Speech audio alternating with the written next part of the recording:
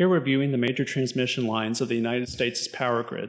I've turned on all currently active large lines on the West Coast, giving us approximately 8,000 total sections. I'll turn on the power plants and substation layers, which complete a vital part of the western United States' infrastructure. Let's turn on the lights and zoom in and get a closer look at a specific area.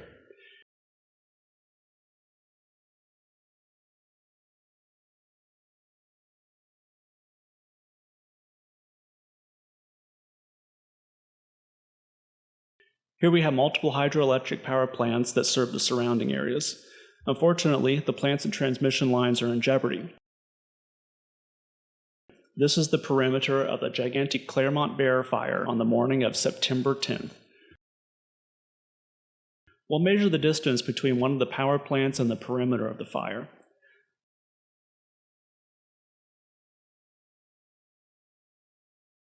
The fire is roughly 1.5 miles away, but if we measure as the crow flies, it's even closer.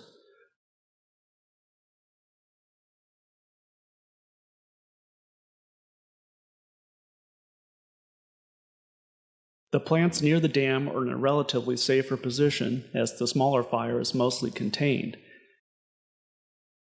However, we can see that some large transmission lines do cross the perimeter of the fire and likely did not make it through unscathed. Let's watch the progression of the fire. You can see how the wind direction and speed, represented by these colored arrows, affected the perimeter's growth. First in a predominantly northerly direction due to strong winds from the southwest, and then also progressing southward with the finger skirting the power plant as winds on the south side started lightly blowing the fire southwest.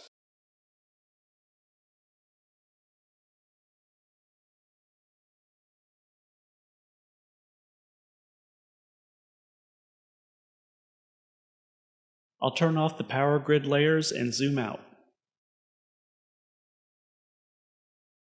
We see now that many wildfires are currently burning in the western United States. And the Claremont Bear isn't even the largest. We can quickly estimate the size of the affected areas and see that over 1.3 million acres of forest, farmland, and homes have been burned in just these two fires.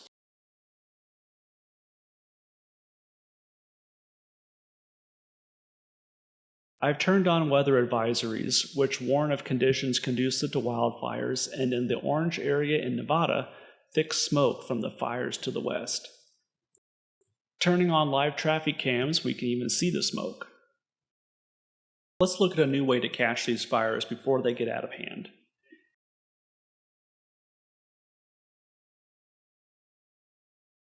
In this mountainous area of the West Coast, cellular towers have been equipped with multiple cameras pointing in all directions.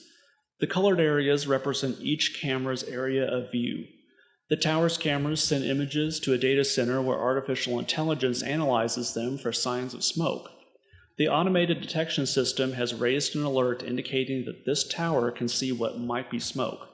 A human operator using Live Earth must view the image that triggered the alert and determine what action to take. Each tower has its own auto-launchable UAV, and since this image definitely depicts smoke, the operator deploys the tower's UAV for an instant aerial investigation. The operator controls the drone remotely over the network, beyond visual line of sight. The UAV arrives at the ridge where smoke was spotted and begins searching for the source of it. Note that the dark blue line indicates the camera's focal point on the ground, in sync with the video. As we get closer, we switch to the thermal imaging to locate the precise locations of the fire on the ridge.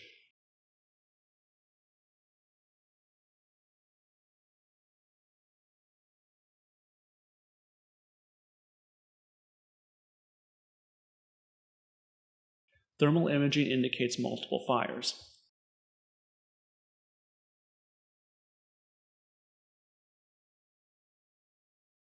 With no wasted time, we can immediately dispatch firefighters with the knowledge of the location, size, and nature of the fire.